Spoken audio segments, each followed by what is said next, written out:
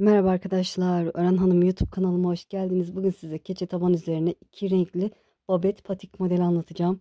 Çok şık, çok tarz duracak. Eminim sizler de çok beğeneceksiniz. Hiç tereddüt etmeyin, benimle birlikte kolaylıkla yapabilirsiniz. Evet, dediğim gibi keçe taban kullanacağım. 37-38 numara ayak için öreceğim. Siz daha büyük de yapmak istiyorsanız benimle aynı şekilde taban tığlaması yapabilirsiniz. Keçe tabanlığım arkadaşlar Rasim Uyar keçe tabanlıkları sayfası var. Oradan iletişime geçip alabilirsiniz. Rasim Uyar yazarsanız her yerde bulabilirsiniz arkadaşlar. Evet, ip olarak da Nako pırlanta ile öreceğim.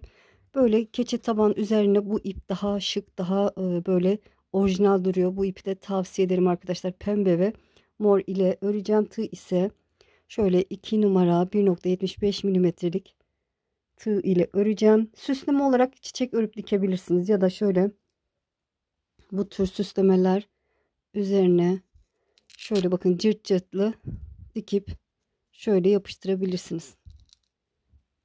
Evet, bu da Rasim Uyar Bey'in sattıkları ürünlerden. Evet, hazırsanız şöyle iplerimi kenara alayım. Evet, şöyle anlatayım nasıl batacağız, nasıl tığlayacağız. Burun kısmına tam ortadaki deliğe 4 batacağız arkadaşlar. Onun öncesine de 3, sonrasına da 3 batacağız. Topuk da aynı şekilde olacak. 4, 3, 3 batacağız. Sonra diğerlerini 3, 2, 3, 2, 3, 2 o şekilde yapacağız. Bu kadar kolay. Beraber şöyle topuk kısmından başlayalım. Sağ ayak, sol ayak aynı şekilde yaparsınız. Hadi bakalım, Bismillahirrahmanirrahim. Bir zincir çekiyorum. Şöyle tam topuktan başlayalım. Buradan giriyorum. Tam topuğa ne yapıyorduk? 4 tane sık iğne yapıyoruz. 1,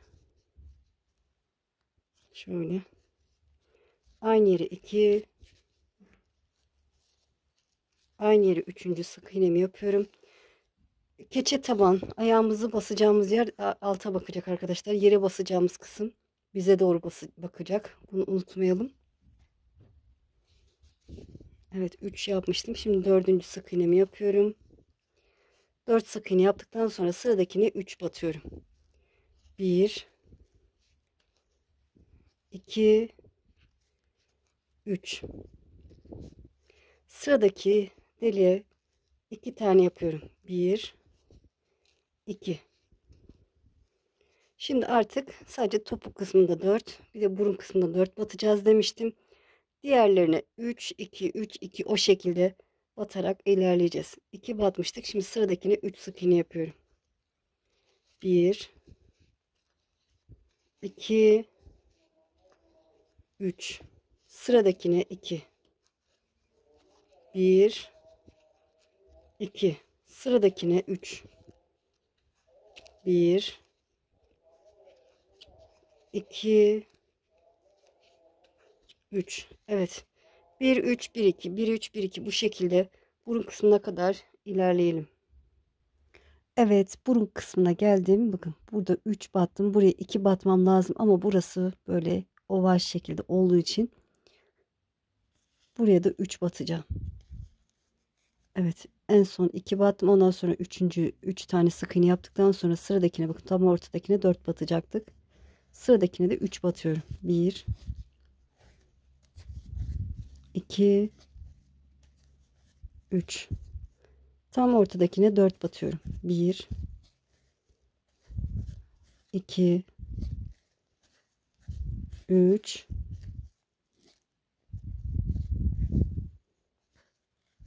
4. Sıradakine 3 batıyorum. 1,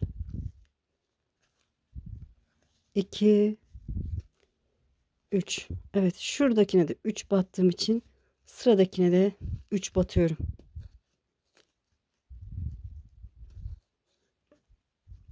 1, 2, 3. Sıradakine 2 batıyorum. 1, 2. Sıradakine 3 batıyorum. 1, 2, 3. Evet, 1 3 1 2 1 3 1 2 bu şekilde sık iğnelerimizi yaparak sıranın sonuna şöyle şuraya kadar gelelim. Evet, son olarak 2 battım. 3 2 batarak geldim. Sıradakine 3 batıyorum. 1 2 3. Evet, karşımda ilk başladığım sık iğnem var. Şöyle batıyorum. İlkine ilmeği aldım. İlmeği içinden geçirdim. Burada kaydırma tekniği yaptık ve kaydırma tekniğiyle devam edeceğiz. Şöyle bakın, sıradaki sık iğne taban tığlamasını tamamladık. Kaydırma tekniği yapacağız. Sıradaki sık iğneye giriyorum. İlmeği alıp ilmeği içinden geçiriyorum. Sıradakine batıyorum. İlmeği alıyorum. İlmeği içinden geçiriyorum. Bu şekilde şöyle topuktaki buraları gizlemiş oluyoruz arkadaşlar. Sıradakine batıyorum. İlmeği alıp ilmeği içinden geçirdim. Şöyle sıradakine batıyorum. İlmeği alıp ilmeği içinden geçiriyorum. İpim aşağıda. Böyle bu şekilde daha rahat yapabilirsiniz. Çok sıkı yapmayalım, kasar. Böyle. Sıradakine batıyorum. İlmeği alıp ilmeği içinden geçiriyorum. İlmeğimi hafif geniş tutuyorum. Bu şekilde tamamen etrafını gidelim. Her sık iğneye bir tane batıyoruz. Batıyoruz. İlmeği alıp ilmeği içinden geçiriyoruz. Böyle. Sıranın sonuna kadar gelelim. Evet, gördüğünüz gibi sıranın sonuna geldim. Son kaydırma tekniğini yaptıktan sonra şöyle tığıma bakın. İlk yaptığım sık iğne içine batıyorum. İlmeğimi aldım. Buradan aşağıya çekiyorum. Şöyle. Aşağıya aldım. Sonra bir zincir çekiyorum. Tığıma doladım. Bakın. Sanki iki tane sık iğne var. Bakın. Bir burada, bir şurada. Şöyle üzerindekine sık iğne yapıyorum. Çakma sık iğne yapıyoruz arkadaşlar. Özür dilerim. Tığıma doladım. Bakın. Batıyorum. İlmeği alıp dolayıp bu 3 ilmeği içinden geçiyorum. Tığıma doladım. Şöyle batıyoruz. Bakın. Şöyle. Bakın, yukarıdaki iki teline. Bir altta var 2 tel. Bir yukarıda var. Yani 2 tane sık iğne yapışık gibi duruyor. Tam ortaya bu şekilde batıyorum. İlmeği alıp 3 ilmeği içinden geçiyorum. Batıyorum. Sıradakine batıyorum. Bu şekilde ilmeği alıyorum. Dolayıp tek seferde çekiyorum. Çakma sık iğne yapıyoruz. Sıradakine batıyorum. Biraz önceki yaptığımız kaydırma tekniğine batmıyoruz. İlk yaptığımız kenar sık iğnesine batmış oluyoruz. Şöyle batıyorum. İlmeği alıp dolayıp tek seferde çekiyorum. Tığıma doladım. Sıradakine batıyorum. Bakın, bir aşağıda var, bir yukarıda. Biz yukarıdakine batıyoruz. Böyle.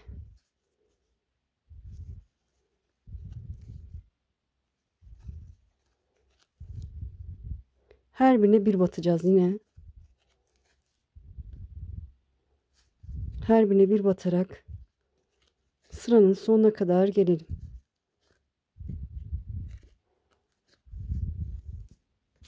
Şöyle nasıl rahatsanız o şekilde örebilirsiniz. Böyle de daha rahat oluyor. Örerken böyle de kameraya çarpıyor.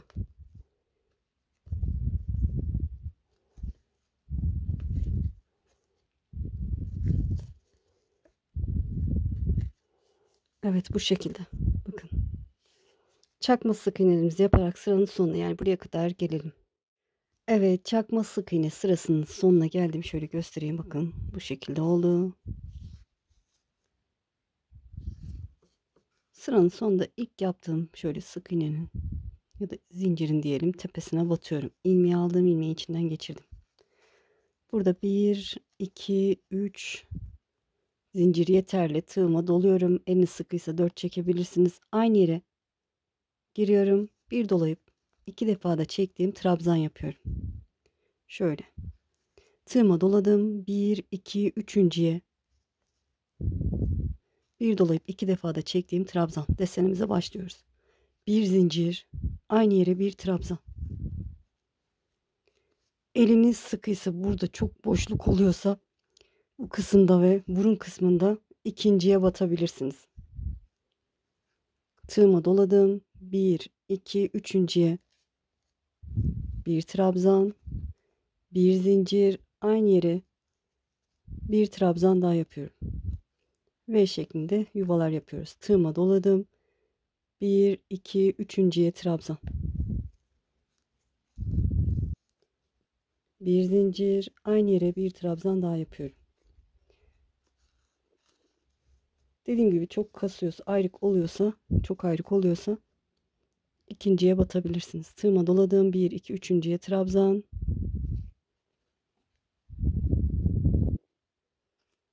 Bir zincir, tığıma doladım. Aynı yere trabzan. Tığıma doladım. 1, 2, üçüncüye trabzan. Bir zincir, aynı yere trabzan. Şöyle şuradaki ilmeği sıkı tutmaya çalışın ki açılmasın. Tekrar tığıma doladım. Üçüncüye trabzan. Bir zincir, aynı yere trabzan. Kameraya çarpar diye dikkat veriyorum ama bakın bu şekilde. Bu sıramız bu şekilde ilerliyor. Sıranın sonuna kadar gelelim. Evet, sıranın sonuna geldiğim şöyle ilk yaptığım zincirin bakın şöyle köşesine batıyorum, ilmeği aldım, ilmeği içinden geçirdim. Şöyle bir zincir çekiyorum. Sık iğne sırasındayız. Bu V'ler bende 42 tane oldu. En fazla 43-44 olsun arkadaşlar. Eliniz sıkıysa da, çünkü böyle geniş olur. Ağız kısmı geniş olur, çirkin olur. Evet, ikinciyi de yaparken sayın. Birincide kaç tane V varsa ikincide aynı şekilde olsun. Hemen bu V'nin içine bir sık iğne yapıyorum. Bu araya bakın. 2 V arasındaki boşluğa 2 sık iğne. 1, 2. V'nin içine bir sık iğne. 2 V arasındaki boşluğa 2 sık iğne yapıyorum. 1, 2. V'nin içine bir sık iğne. 2 V arasındaki boşluğa 2 sık iğne yapıyorum. Desenimiz bu şekilde. V'nin içine bir sık iğne. 2 V arasındaki boşluğa 1, 2 sık iğne. V'nin içine bir sık iğne. 2 V arasındaki boşluğa 2 sık iğne. Şöyle tutunca daha rahat örüyorum. V'nin içine bir sık iğne. 2 V arasına 1, 2 sık iğne. Bu şekilde bu sıramızı tamamlayalım. Evet, sıranın sonuna kadar gelelim. Evet, sıranın sonuna yaklaştım. Şöyle son olarak bakın, burada ikisinin arasına da 2 sık iğnemi yapıyorum. 1, 2. İlk yaptığım bir zincir çekmiştim. Onun tepesine batıyorum. İlmeği aldım. İlmeğin içinden geçirdim. Şöyle 1, 2, 3 zincir çekiyorum. İlmeğimi genişletip burada bırakıyorum. Burada diğer rengime geçiyorum. Dilerseniz tek renk de yapabilirsiniz. Aynı deseni devam ettirip diğer ipimi aldım, açık pembe. Şöyle bir zincir çekiyorum. Hemen buradaki V'nin içine başına dolamadan batıyorum. 1, 2, 3 zincir, tığıma doladım. Aynı V'nin içine bir dolayıp 2 defa da çektiğim trabzan yapıyorum.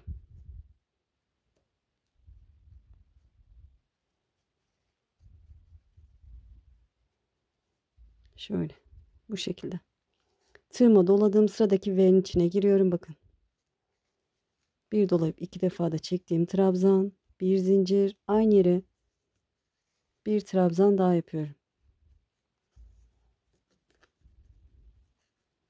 Tığıma doladım, sıradaki V'nin içine trabzan, bir zincir, aynı yere bir trabzan daha yapıyorum.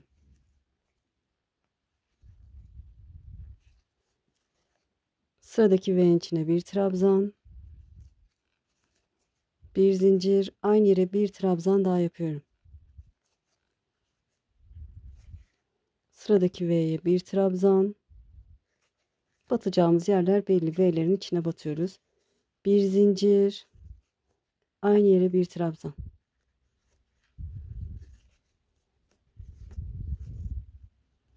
Tığıma doladım. Sıradaki V'nin içine bir trabzan. Bir zincir, aynı yere bir trabzan daha yapıyorum. Evet, modelimiz bu şekilde ilerliyor. Şöyle sıranın sonuna kadar gelelim. Evet, sıranın sonuna geldiğim şöyle mor rengimi şöyle içe alıyorum ipime. İlk yaptığım zincir, 3 zincir çekmiştim hatırlarsanız, tepesine batıyorum. İlmeği aldım, ilmeği içinden geçirdim. Bir zincir, hemen bu V'nin içine bir sık iğne. Sık iğne sırasındayız. Bir sık iğne yaptım. 2 V arasındaki boşluğa 2 sık iğne yapıyorum. 1 2 V'nin içine bir sık iğne, 2 V arasına 2 sık iğne. 1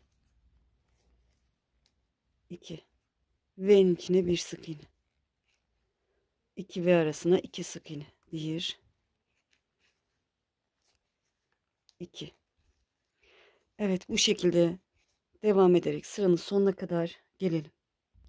Evet, sıranın sonuna geldim. Şöyle 2 V arasına da son 2 sık iğnemi yapıyorum. Şöyle ilk yaptığım şöyle zincirin tepesine batıyorum. İlmeği aldım. İlmeğin içinden geçirdim.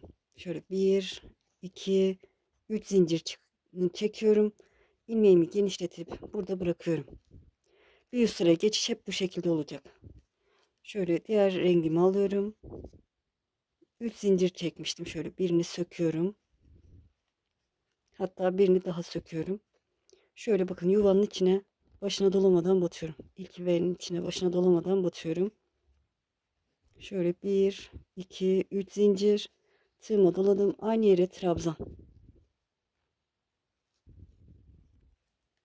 Tığıma doladım. Sıradaki V'nin içine trabzan. Aynı işlemi yapıyoruz. Desenimiz bu. Bir zincir, aynı yere trabzan. Bir sıra V yapıyoruz. Bir sıra sık iğne desenimizde. Sıradaki V'nin içine hiç zincir çekmeden trabzan yapıyorum. Sonra bir zincir çekip aynı yere trabzan yapıyorum. Böyle.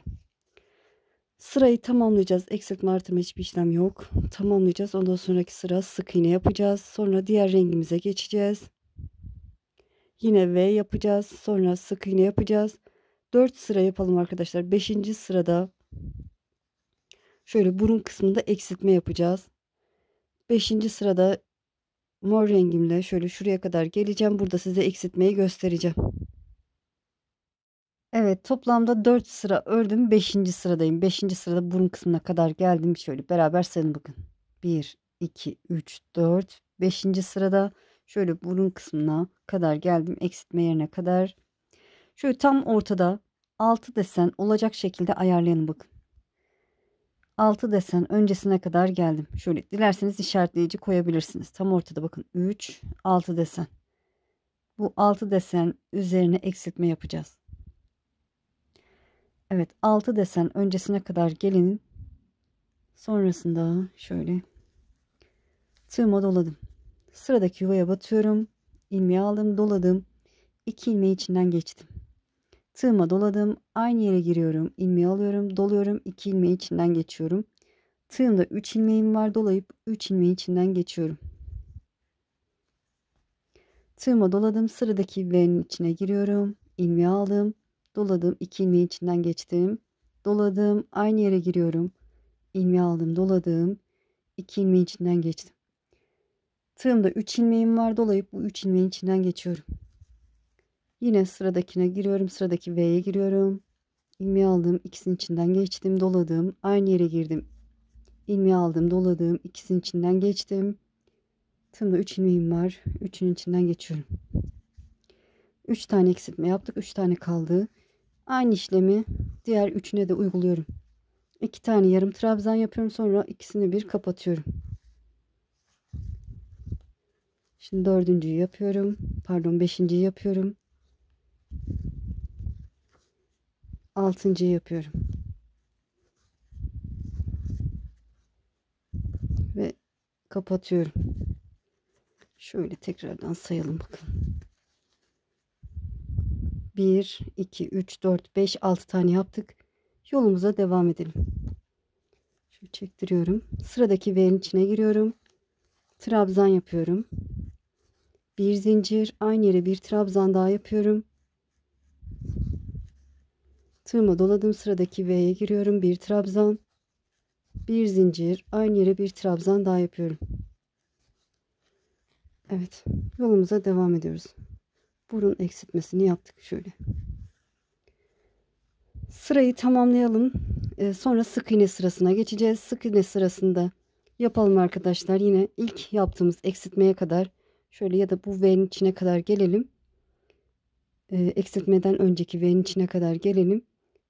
Burayı göstereceğim. Evet, sık iğne yaparak bakın bir sıraya geçtim. Sık iğne yaparak şöyle son V'nin içine bakın bir zincir çektim. V'nin içine sık iğne yapıyorum. Buradayım. Karşında eksilttiğim yuvalar var.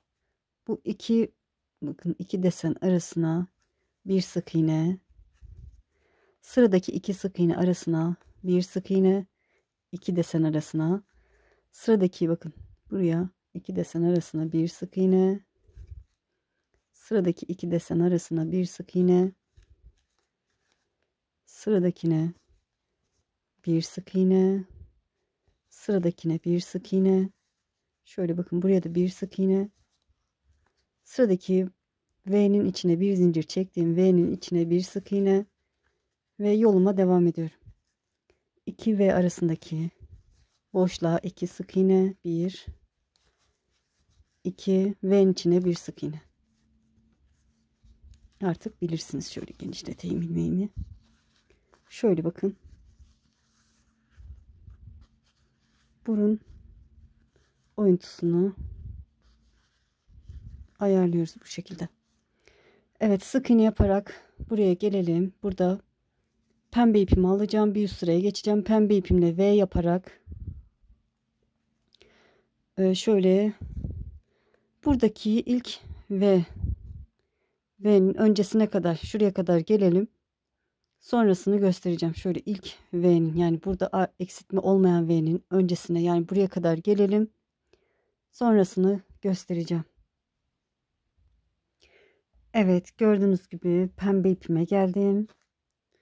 Geçtim. Şöyle bakın en son neredeyim? Burada eksiltme yapmamışım. Bir alt sırada burada eksiltme yapmışım. İkisini bir toplamışım. Burada bir öncesindeki V, eksiltmenin bir öncesindeki V'deyim. Bakın sağa doğru. Ortasında bir sık iğne olan V'de. Oraya girerek bir eksiltme yapıyorum. Yarım trabzan yapıyorum. Doladım. Aynı yere giriyorum. İlmeği aldım. Doladım. 2 ilmeğin içinden geçtim. Tığımda 3 ilmeğim var. Dolayıp 3 ilmeğin içinden geçiyorum. Sonra yine tığıma doladım. Bu sefer bakın. Buradaki iki eksiltmenin arasına. İlkine değil, ikincinin arasına. Buraya gireceğim. Bakın. Buraya değil, bir sonrakine. İki eksiltme trabzanların arasındaki yuvaya giriyorum. Bir yarım trabzan doladım. Aynı yere giriyorum. İlmeği aldım, doladım. Yine bir yarım daha trabzan yaptım. Dolayıp 3 ilmeğin içinden geçtim. Tığıma doladım. Yine bakın bu ikisinin arasını atlıyorum. Bir sonrakine giriyorum. Şöyle bakın buraya atlıyorum. Bir sonrakine giriyorum. Yine 2 yarım trabzan yapıyorum. Ve kapatıyorum. İkisini bir. Doladım. Yine bir tane atlıyorum. Bir sonraki iki eksiltmenin arasına giriyorum. Eksiltme yapıyorum. Şöyle burayı sıkı tutalım arkadaşlar. Açık olmasın. İkisini bir kapattım. Tığıma doladım. Şöyle bakın buradaki eksiltme değil. Bakın mor ipim eksiltme değil. Bir sık iğnem var arada. trabzan, iki arasındaki trabzan arasında sık iğne var gördüğünüz gibi. Buraya girip son eksiltmemi yapıyorum. Bu şekilde. Ve yoluma devam edeceğim. Kaç tane eksiltme yaptık? Bakın 1, 2, 3, 4, 5. Tığıma doladığım sıradaki V'nin içine giriyorum. Trabzan yapıyorum. Yolumuza devam ediyoruz. Bir zincir, aynı yere trabzan. Tığıma doladığım sıradaki V'nin içine trabzan. Bir zincir, aynı yere trabzan. Evet, şöyle tutup yaparsanız daha kolay oluyor arkadaşlar, böyle tutarak. Evet, sırayı tamamlayalım.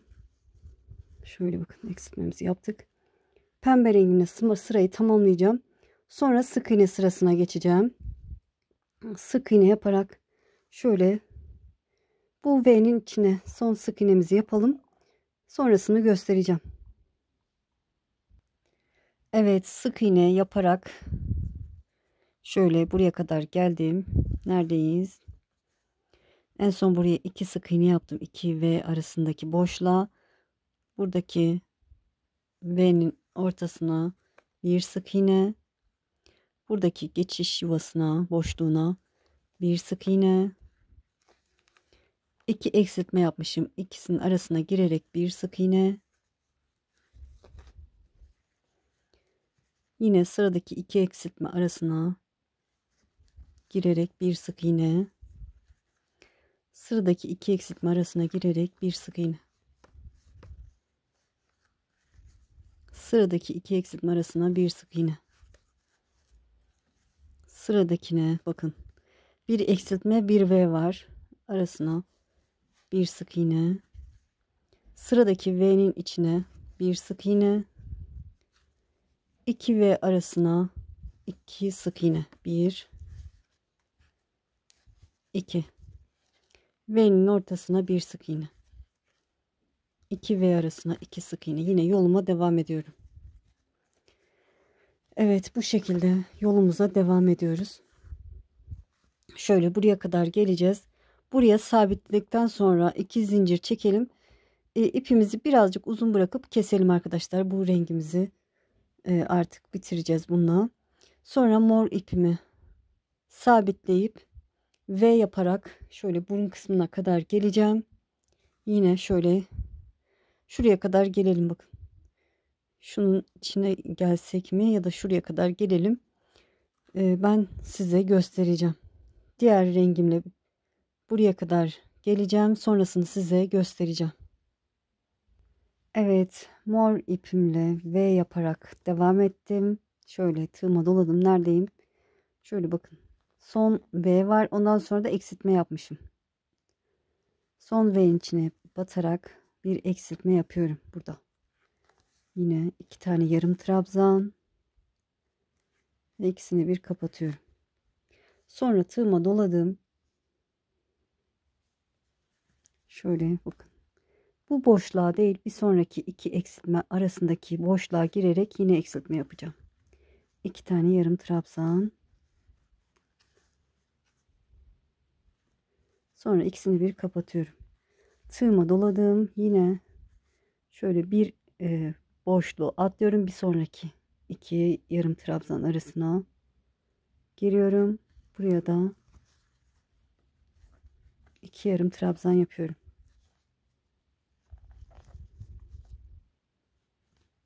Ve kapatıyorum. Tığıma doladım. Sonra bakın, ilk değil, ikinci değil, hani buraya girsek bunu da yaparsam artırma olur. O yüzden buradaki V'nin içine girerek son eksiltmemi yapıyorum.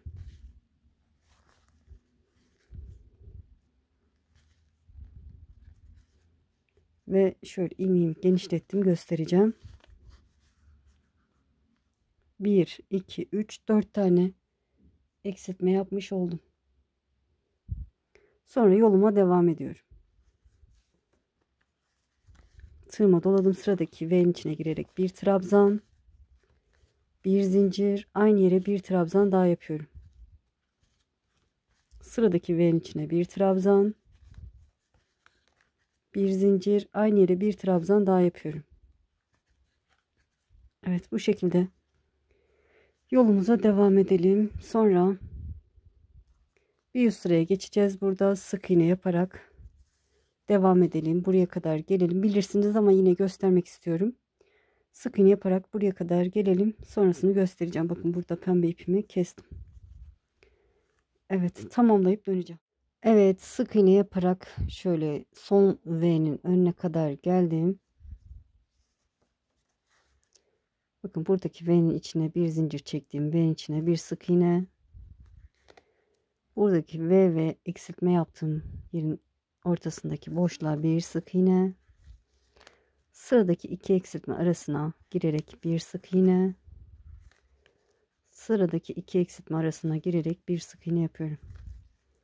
Sıradaki ikisinin arasına girerek bir sık iğne. Sıradaki bakın bir eksiltme bir V arasına bir sık iğne. Ve sıradaki V'nin içine bakın eksiltme yapmamışım. Bir sık iğne. 2 V arasına 2 sık iğne yapıyorum. 1 2 yoluma devam ediyorum. Son sıramızdı. Sıradaki V'nin içine bir sık iğne, 2 V arasına 2 sık iğne. Evet. Bu şekilde sık iğnelerimizi yaparak tamamlayalım. Bir de şöyle burada uyguladığımız kaydırma tekniği yapacağız bu ağız kısmına. Dediğim gibi sırayı tamamlayalım, sonrasını göstereceğim. Evet, sıranın sonuna geldim. Şöyle ilk yaptığım şöyle zincirin ya da sık iğnenin tepesine batıyorum. İlmeği aldım, ilmeği içinden geçirdim. Kaydırma tekniği yapıyorum. Sıradaki sık iğneye batıyorum bu şekilde. İlmeği alıp ilmeği içinden geçiriyorum. Şöyle ayağınıza geçirin. Ağız kısmı biraz genişse arkadaşlar sıkı tutabilirsiniz. Normalse normal şekilde ilerlersiniz. Sıradakine batıyorum. İlmeği aldım, ilmeği içinden geçirdim. Sıradakine batıyorum, sık iğneye. İlmeği alıp ilmeği içinden geçiriyorum. Batıyorum, ilmeği alıp ilmeği içinden geçiriyorum. Bu şekilde ilerliyoruz. Batıyorum, ilmeği alıp ilmeği içinden geçirdim. Şöyle bir görüntü olacak. Bakın üst kısımdan böyle, yan kısımdan da bu şekilde. Batıyoruz, ilmeği alıp ilmeği içinden geçiriyoruz. Tamamen etrafını sık iğnelerimize batarak yapalım. Sonrasını göstereceğim. Evet, gördüğünüz gibi sıranın sonuna geldim. Şimdi ne yapacağız? Bakın son kaydırma tekniğini yaptıktan sonra şöyle çevirdim iç kısmına. Şöyle ilk yaptığım kaydırma tekniğinin içine giriyorum. Ya da şöyle arka taraftan giriyorum. İlmeği alıp içe çekiyorum. Şöyle içeriden şöyle bir iki zincir çekiyorum. İpimi biraz uzun bırakıp kesiyorum.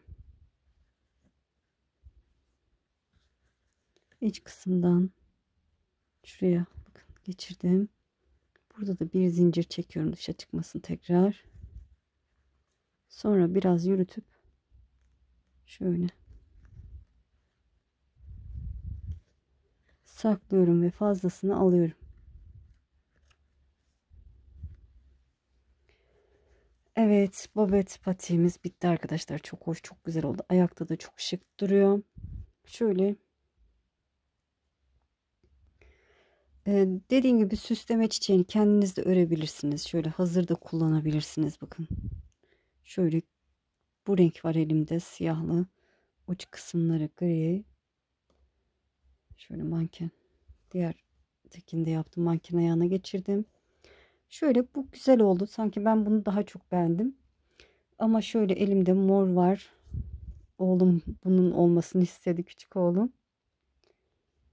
Bir de pembe var arkadaşlar. Pembeye uyar. Şöyle. Sizin de fikirlerinizi alayım. Hangisini beğendiyseniz onu dikeceğim. Şöyle.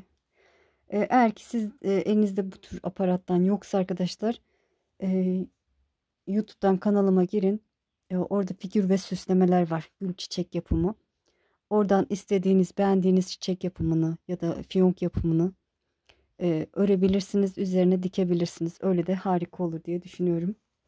Böyle inşallah anlatımdan memnun kaldınız. Beni izleyerek yaptığınız için çok çok teşekkür ederim.